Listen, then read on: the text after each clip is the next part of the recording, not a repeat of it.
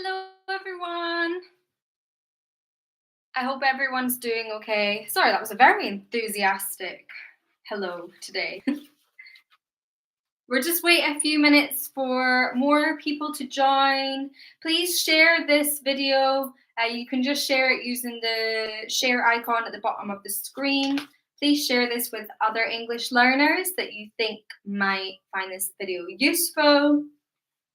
The topic today is phrasal verbs, which are always a really useful thing to learn or review or practice. So please go ahead and share. And we will just wait a little bit of time, maybe a couple minutes, just to give some people some time to join. I can see more of you joining, so that's great. My name is Lizzie and I am a tutor on Cambly, and I'm going to be taking this live lesson today. It's lovely to see lots of you here.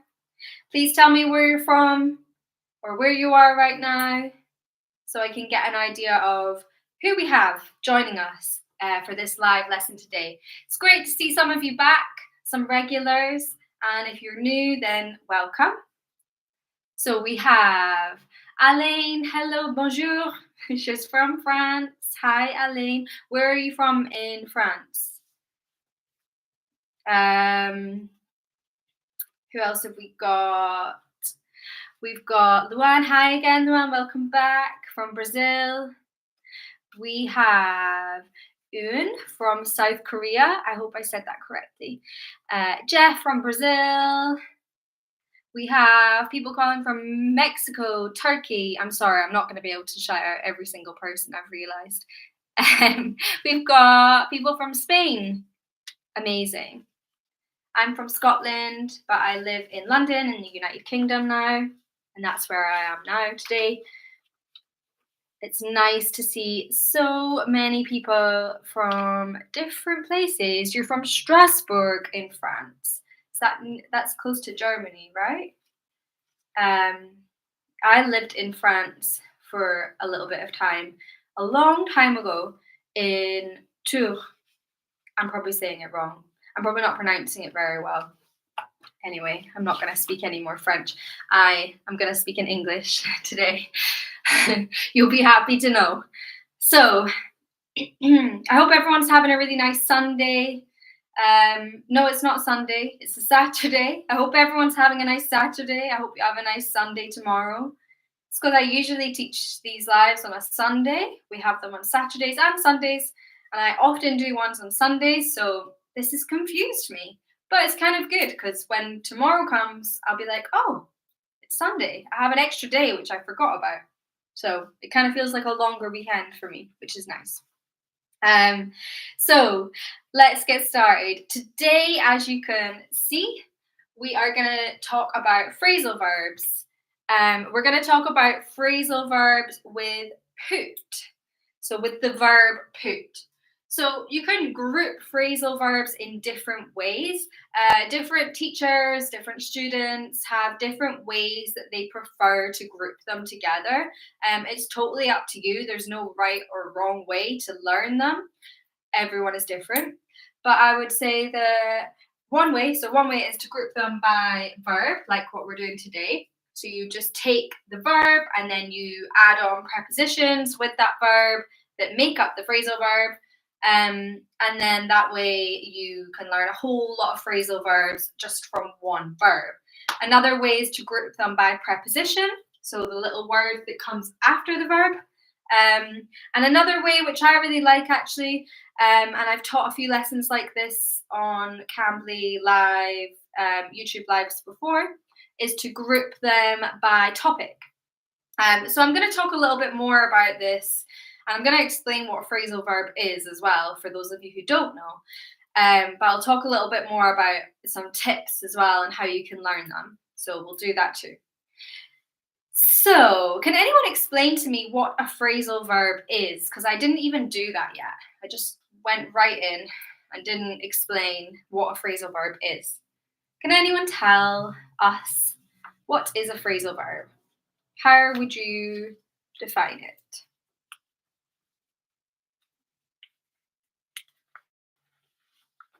I might have given you a bit of a clue with what I just said, but can anyone give me a good definition?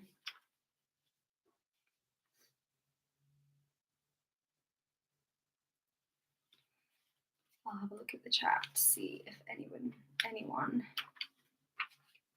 Thank you so much. You are correct.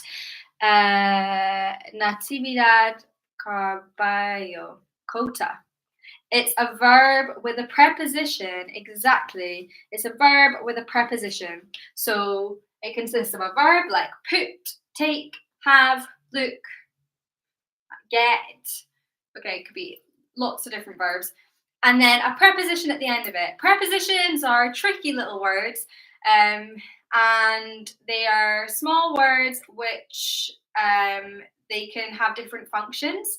So they can be quite difficult for people to learn in another language. But they're words like on, up, off, down, through, over, between, out, in, by, with.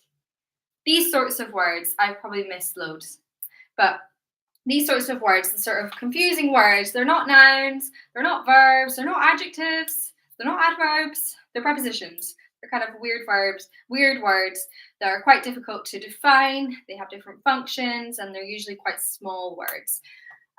So yeah, we have a verb and then a preposition after it. Why do you think we should learn phrasal verbs? What is the point of learning them? Does anyone know? Any ideas? Why am I teaching this lesson?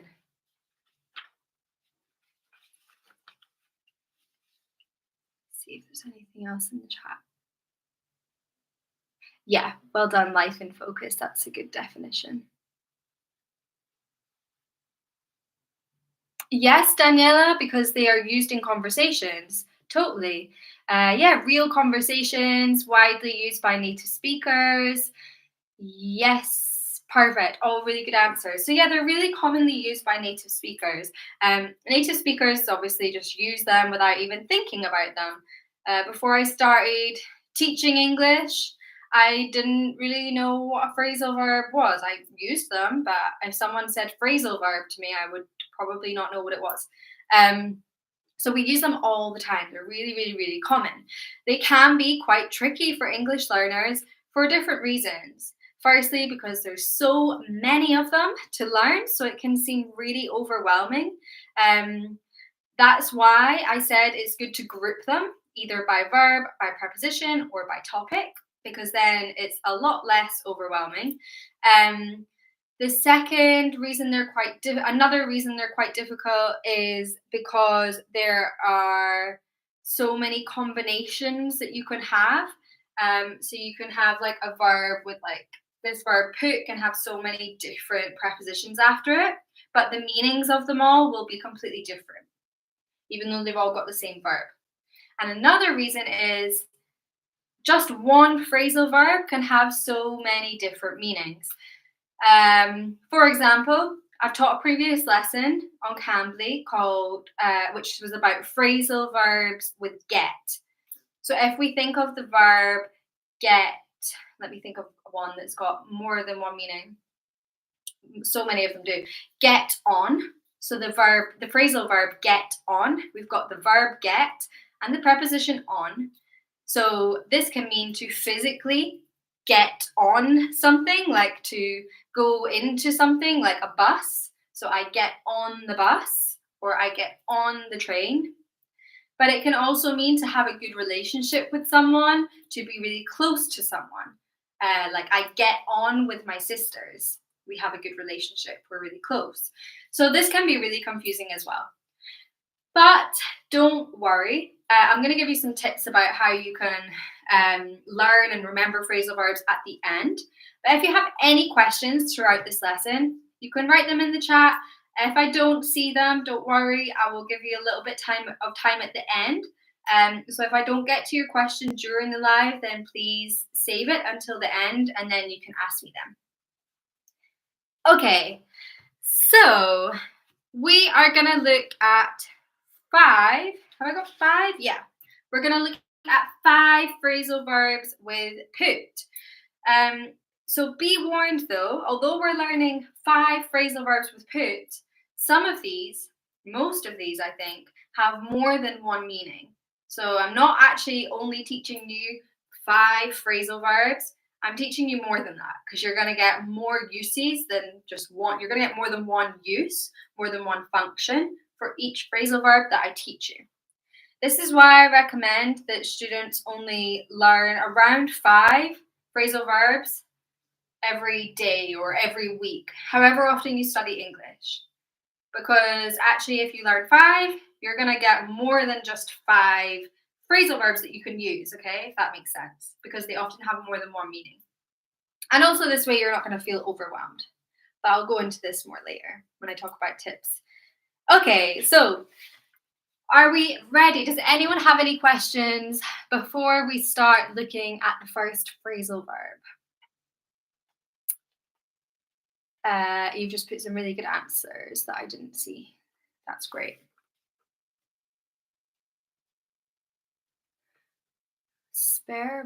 What's the difference between sparable verb?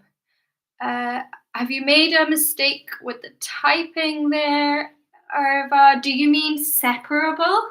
Do you mean like when you can separate the verb from the preposition in a sentence? Is that what you mean? And when you can't? Like separable, able to be separated? That's my guess. Yes. Okay.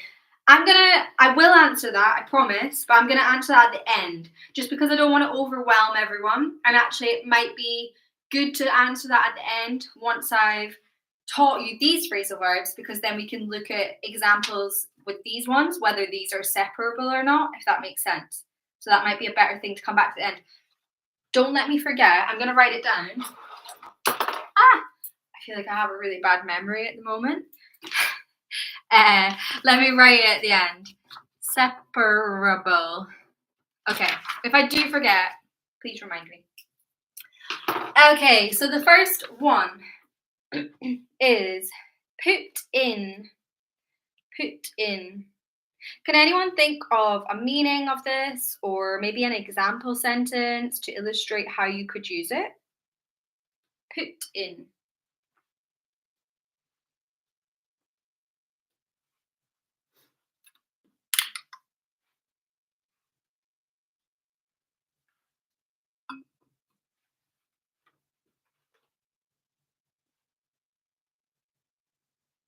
You might say, I put something in.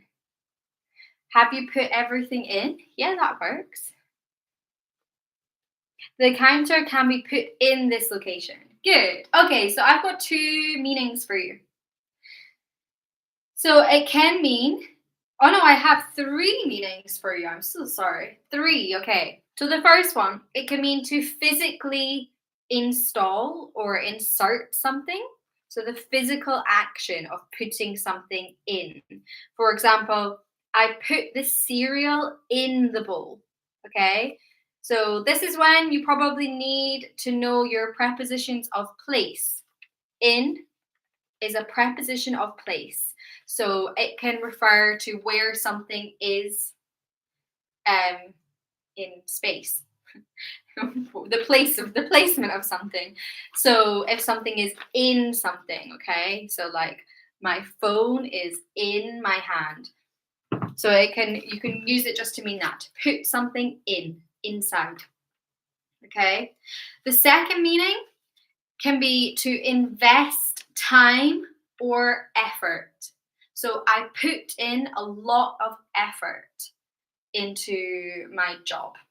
Okay, I put in so much effort. So you're investing effort.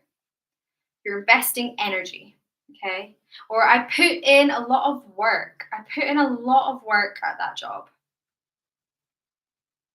Or I put in a lot of time talking to her. Okay, I invested a lot of time. So invest time, effort, energy, work.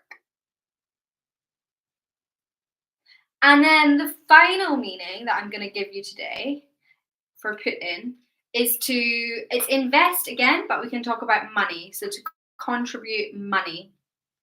I think someone put this. Oh no, they didn't. They didn't. No. You've put in a lot. Put in a claim. Okay. We'll go over that. So to put in money and to invest or contribute money. For example, sorry, I'm just reading my example sentence. When the business started, each of the investors put in to £20,000. Okay. When the business started, each of the investors put in £20,000. So they invested, they contributed money. Okay, let me see what other example sentences you've got. Some of you have got other ones which also work. And I'm going to put this here just to remind you. The company has put in a claim. Yeah, good. So it can also mean to file something, to submit something, okay? To put in a claim for damages. I put in a lot of overtime. Good. So you're investing time. My friends were put in danger. Yeah, that also works. You need to put in a bit more practice. Good. She's just put in for that job. Yeah, so she's applied. Good. So it can also mean applied. There are so many different meanings. I've only given you 3, but some of you have found some more, which is great. Don't feel too overwhelmed. What I would say at this point is if you think you're going to forget all of these, maybe just pick 1 or 2 of the meanings that I gave you, maybe one that was new to you, and make note of this one, okay? Okay, let's move on to the next one, which is put off. Put off. Can anyone think of any example sentences for put off? For any meanings?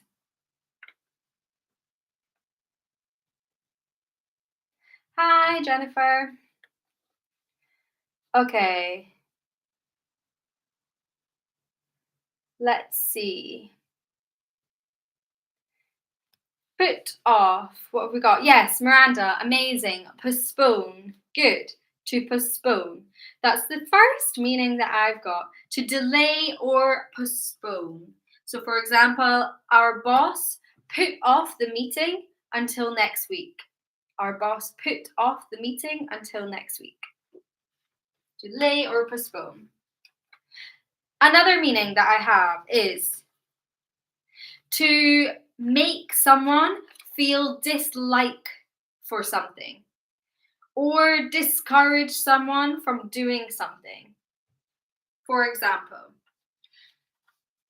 Steve had really bad habits. That put me off him.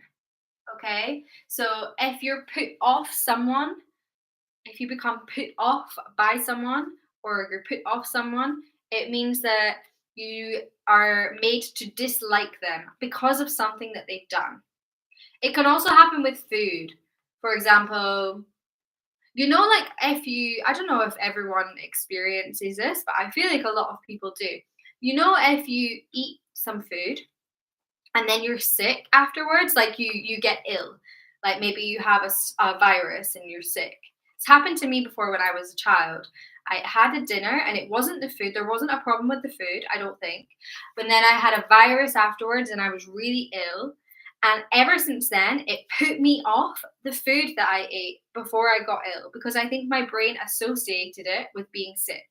Does that make sense? So you could be put off some food or you could be put off a person.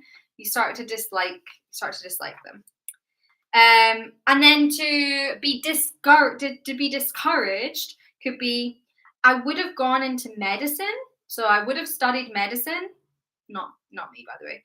This is just an example. I would have studied medicine, but I was put off by the long hours and the long time it takes to study it. Okay? So you're discouraged to do something for whatever reason. And the final meaning is to distract. For example, they're going to distract me from doing my work. Yeah? Let's see any other meanings that you guys have got because there are more. Someone said, put the TV off. Exactly. I chose to miss that one out because there's so many meanings and that's quite an easy one, but that's a very important one to learn. So it can mean like to put off the TV, to switch something off, to put off the TV, to put off the music. Yeah, to put off the light. Good. I'm Esther. I am put off eating mushrooms. Yeah, I am put off eating mushrooms. And we always use mushrooms as plural. Okay, we always say mushrooms when we talk about it. We never say just one mushroom. Very good example though. Amazing. Oh, they put off the fire? No. If we're talking about a fire, even though I understand why you said that, because it's similar to like turning something off, you're stopping it.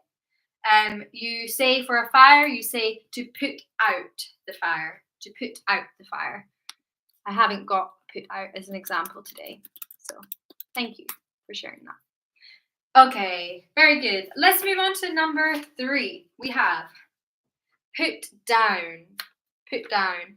Again, I have 3 meanings for this one. To put down. Can anyone think of any examples or any meanings that you might know for put down?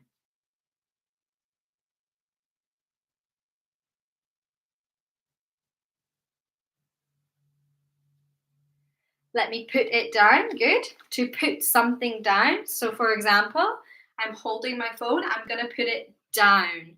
Okay, so think about the physical movement of putting something down. I'm going to put it down on the table. Good. Okay, I'm going to give you some different examples.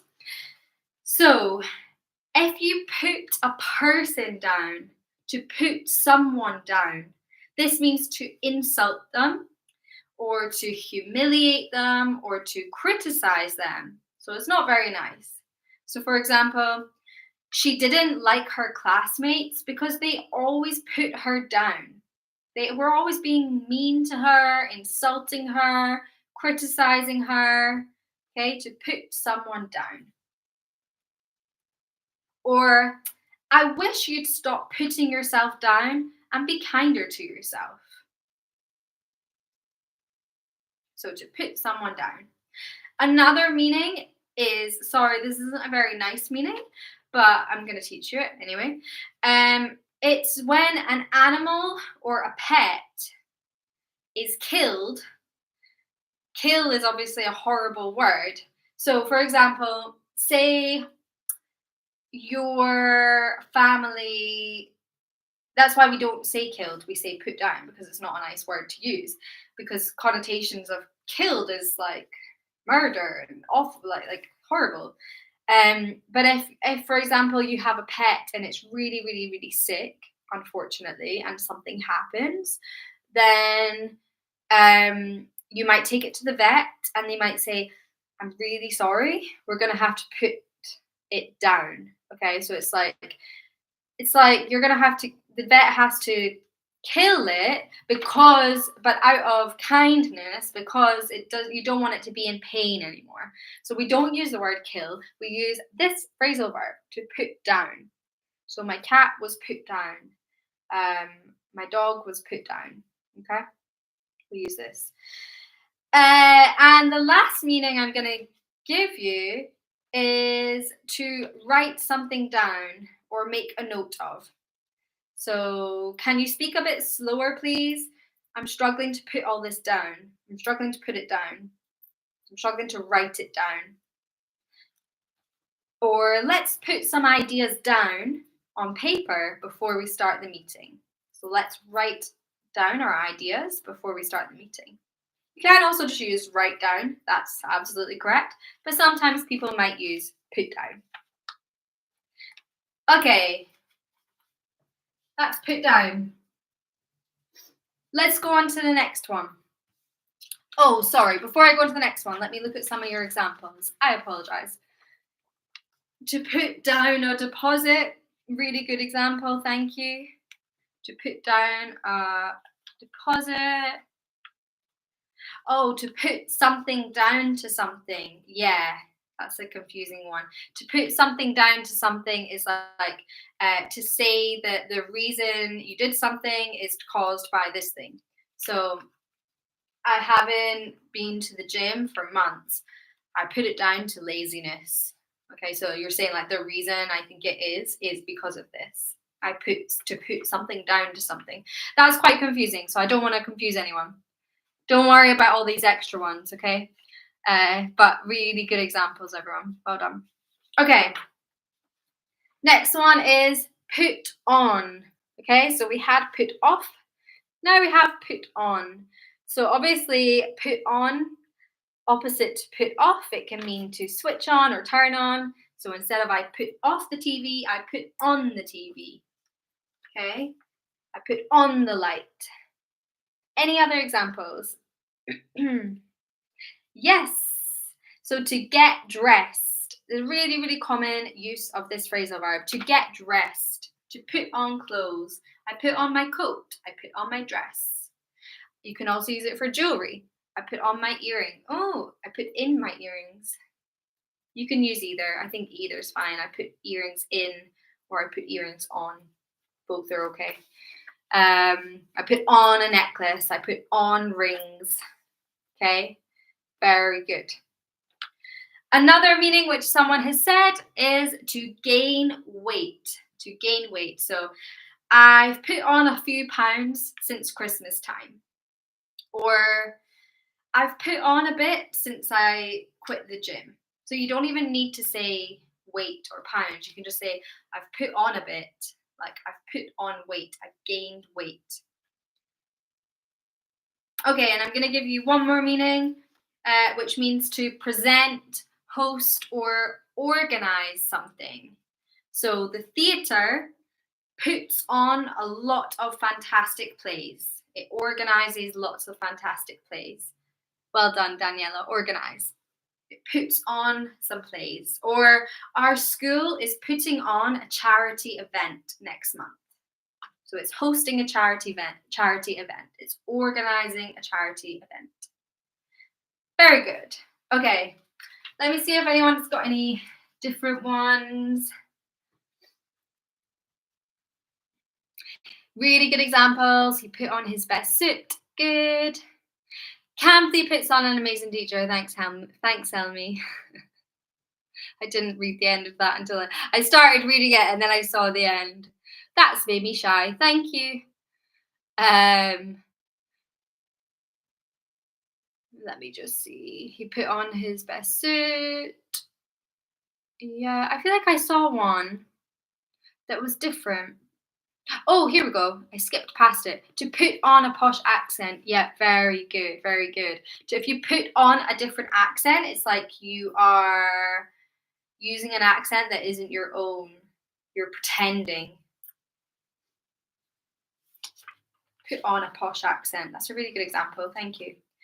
Okay, the last one is put up. Can anyone think of any meanings of put up? I have. How many do I have? Hold on. 1, 2. I think I've got 4 for this one, but I'm sure you guys will think of even more because there's definitely even more than 4, but we won't do too many. I put on a fake smile. Really good. Well done. That's a good example, similar example to the accent one. Thank you. Okay, put up. What do we think?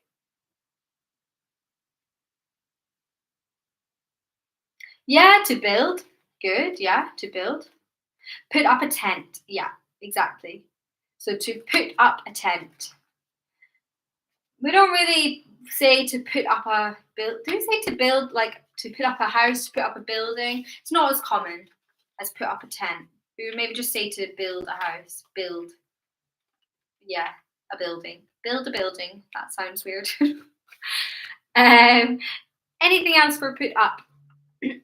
Let me tell you what ones I have. So it can mean to raise the price or value of something.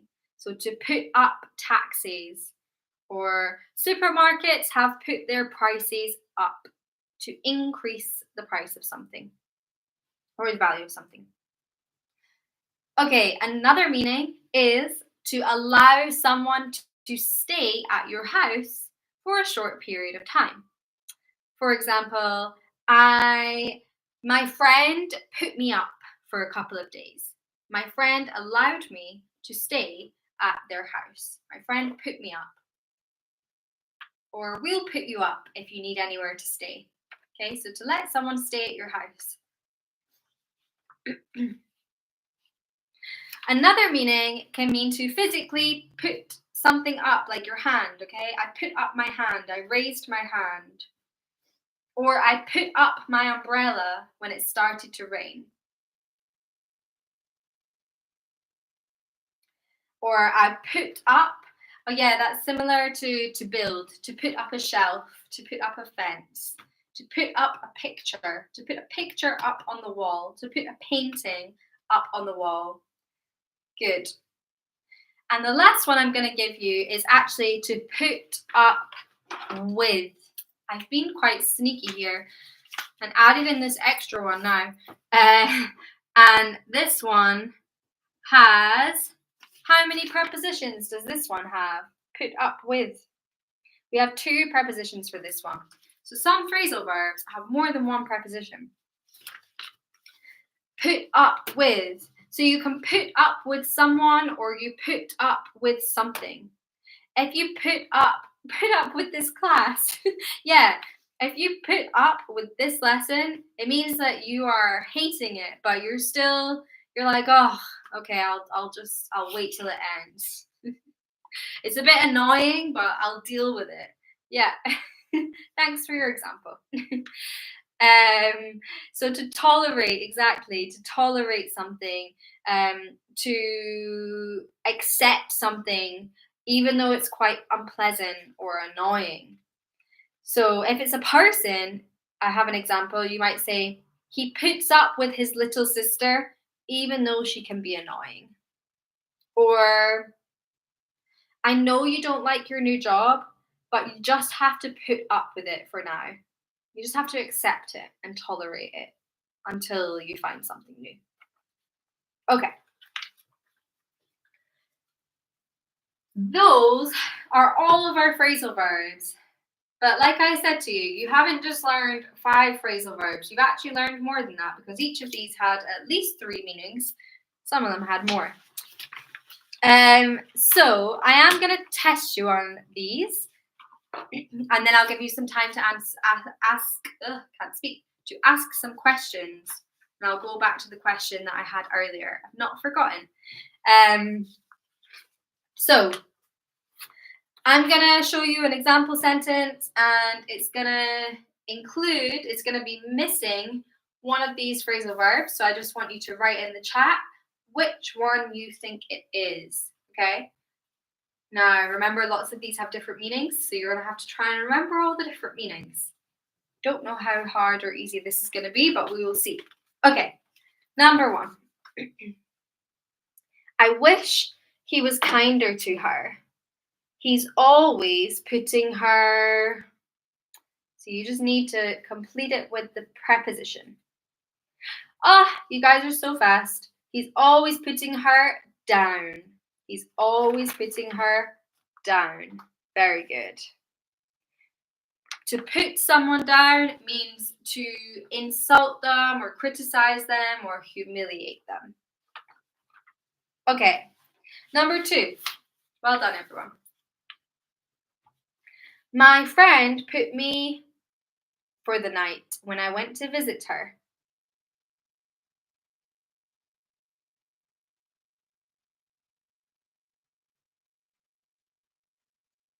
Loads of you are getting it. Well done. You are correct. My friend put me up for the night when I went to visit her. To put someone up, remember, means to let them stay at your house with you for a period of time. Temporarily. Usually. Okay. Number 3. Are you ready? She deserves recognition for the hard work she's put. What do we do with work? We put it Amazing. In. To put work in. So to put in effort, time, energy. Invest time, invest effort, invest energy. Number 4. The noise outside was putting me my work.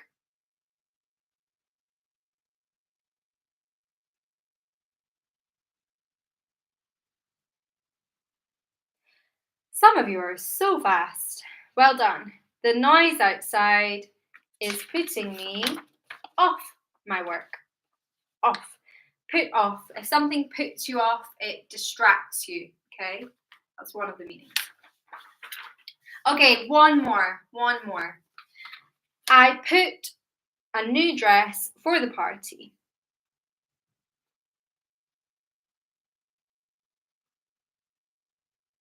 Very good. Well done. I put on a new dress for the party. To get dressed, okay? To put on clothes. Now, I know that we went over quite a lot of different meanings today of these phrasal verbs, and I'm not expecting you to remember them all. But you can watch this live once it's finished, so it'll be posted on the YouTube channel. You can watch it as many times as you need. You can also use the little function to watch it slowed down if you want me to be talking a little bit slower for you. And you can go over these meanings, okay? So don't worry about remembering everything now. Does anyone have any questions? While I give you a bit of time to think about if you have any questions, I'll go back to the question that we had earlier on about phrasal verbs being separable and inseparable. Excuse me. So, that was a really good question. I can't remember who answered it. Was it Irva? Anyway, thank you for your question. So the question was, phrasal verbs consist of a verb and a preposition, but can we separate these? So do we always have to say put down or put off? Or can we say put someone off, put it off, okay? And the answer is it depends on the phrasal verb, okay? It depends on the phrasal verb. So what I would say is sometimes you can separate them, sometimes you need to separate them for certain meanings, but sometimes you don't separate them. So it's a little, so I've not really answered it because it's kind of confusing. There's not a clear answer, of course, because it's English and everything's hard. I'm joking, it's not. But, you know, some things just don't make sense, do they? What I would say is when you learn the phrasal verb and you learn example sentences, just watch out and take note of whether they're separated or not and whether you can separate them. So, for example, with put down, you can say, depends on the meaning, right? So if you say, I put down my phone, you can keep them together. But you can also say, I put my phone down. So you're inserting the object, my phone, in between the verb and the preposition. So it's possible to separate this one, and it makes sense whether it's separated or not. But then if we think about to put someone down, okay, for that meaning, I would make sure that when you learn it, you can't see that, I've written someone in between these, okay? So for that phrasal verb, when you learn that meaning, I would make sure that you write someone in between. So to put someone down, because then you know that you need to have a person here, okay? You need to then have a pronoun. So you need to have to put me down, to put him down, to put it down, to put, it wouldn't be it for a person, but to put them down, to put Lizzie down, okay? You need to either have a name or a pronoun in between for it to make sense, okay? So it depends on the phrasal verb. It's going to take me far too long to go over every single one of these. But what I would do is when you're learning them, just make sure you check with the example sentences. And then if you can't find out for sure if they can be separated, you can try and type in your own example sentence and see if it comes up as like correct on the internet, you know. But yeah, I'll give you one more example just so I feel like I've given you more. You could say, for put off, you can say, I put off the meeting. Okay, I delayed or postponed the meeting. But you can also say, I put the meeting off. Okay, so for a lot of phrasal verbs, you can separate them or keep them together and it's fine, the meaning doesn't change. So just be aware of that. But then for some, you might need a pronoun in between them. You have to have a pronoun between them for some of them to make sense. I hope that kind of answers your question. I know that's quite tricky. Let me see if there's any more questions. To put someone down is similar to let someone down. No, different meaning. To let someone down is like to disappoint someone. If you let someone down, it might be because you have a plan with them and then you cancel it last minute. Whereas to put someone down is to criticize someone or be mean to them. So no, different meanings.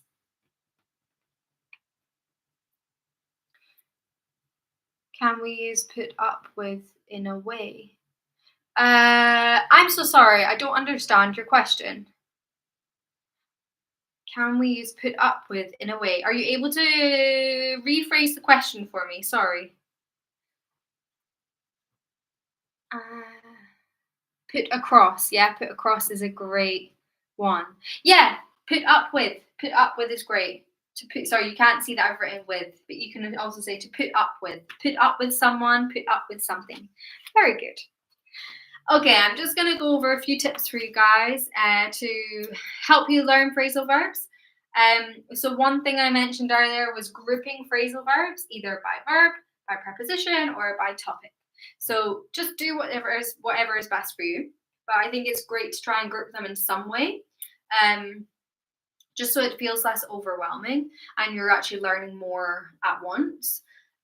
So it's a more effective way of learning vocabulary. What I would say is if you're going to do it by topic, which I think is probably my favorite way, I know I've not done that today, what to do is think of topics that are actually useful to you. So like if you're learning English, think about why you're learning English. Are you learning English because you want to use it for work? In that case, look at phrasal verbs related to work, business English. So you're actually learning vocabulary that you're going to use, okay? So you're not wasting time because otherwise it's impossible to learn absolutely everything. I don't know absolutely every single word. So like you need to learn ones that you're likely to use. If you're just learning English to communicate in general, think about what kind of topics and things you talk about a lot. Okay, what interests you? What kind of things do you say in your native language? And try and find topics that reflect that. So that's a little recommendation I would have. And another thing is not to learn too many at once. So today we just learned 5, which I think is a good number to learn.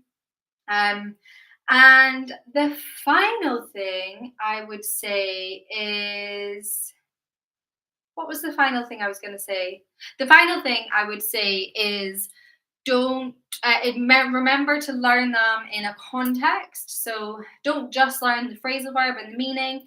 Make sure you learn it with an example sentence. Even better, write your own example sentence because that way it's more memorable.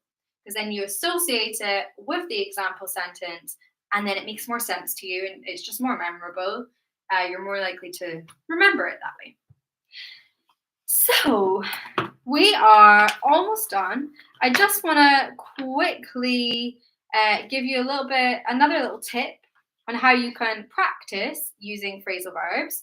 And the best way to learn and remember vocabulary is to use it and to use it when you're speaking. So that can be with a language partner, a friend, a tutor, a teacher. And if you are looking to start English lessons or conversation classes, then Cambly is a great place for you to do that. I know lots of you are already students on Cambly, but if you're not, then it's a great way for you to practice learning English with native speakers. It's really easy to access from anywhere. You can just do it on your phone if you prefer. And you can find teachers from all over the world, so with lots of different accents. So it's a great way to practice your listening and understanding skills. And also because like there's not a set like structure that you have to follow, you can talk about whatever you want. So you can choose what kind of lessons you want to have. You can choose a teacher that suits you the most. And so then if you want to practice phrasal verbs, then you can practice phrasal verbs. And as I say, yeah, using the vocabulary means you're more likely to remember it, and it just becomes part of kind of the natural vocabulary that you use. You don't even have to think about it anymore. So yeah, that would be my main advice, is to just practice and use it and speak English as much as possible. I hope you all have a really nice rest of your weekend. I hope you enjoy your Saturday and your Sunday. And I will see you. I can't remember when I'm next here. I think next month. So I'll see you next month for another live lesson. But make sure you don't miss out on our other live lessons before then, with lots of other great teachers. And until then, thank you so much for joining. You've all worked so hard today. Thanks so much for contributing. And I'll see you all really, really soon. Bye.